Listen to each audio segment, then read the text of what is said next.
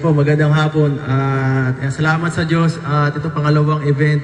Maganda na naman panahon nung nakaraan kay Vince, ngayon kay Nanay Rosa. At sa lahat po ng bisitang umatin dito ngayon, mga sponsors, thank you so much po. Binigyan nyo talaga ng time na umatin sa bahay ni Nanay Rosa sa ribbon cutting. Yan, salamat din siyempre sa Kalakuya, kay JP sa pag-manage ng pabahay na to. Kasi wala akong time para muli-uli dito, halos araw-araw.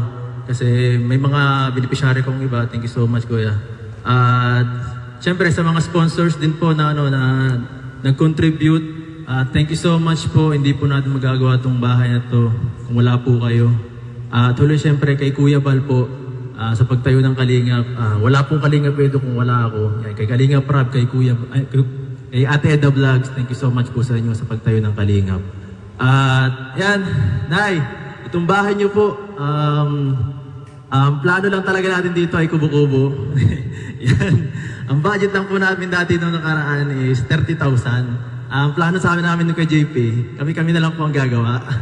Ay sa kabutihang palad po, nung inaayos na namin, di po sa hindi inaasang kaganapan, yung mga sponsor po bigla pong dumating,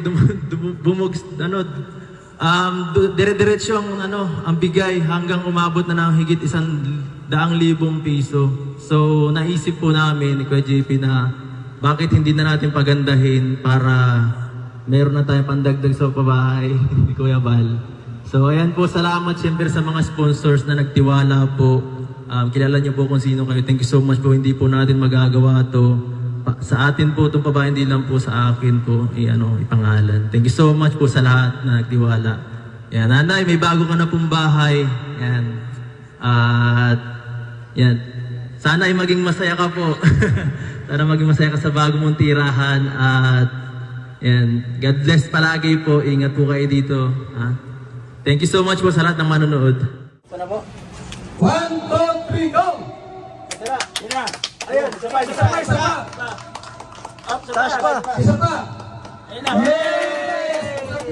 Pasok! Woo!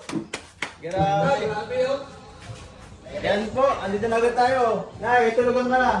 Bahay ng maganda. Kumpleto po yan. May refrigerator. Sa washing machine. Ang tiles po nasa bubong. May television. May kama. Grabe. May sopa. Dito ang kanyang May Dodoan sa loob, masihan sa loob. Ang kusina. Kusina na sa likod. Okay. Grabe, Nay, congrats! Congrats, meron ka ng bagong bahay talaga simula ngayon. Okay. Nako!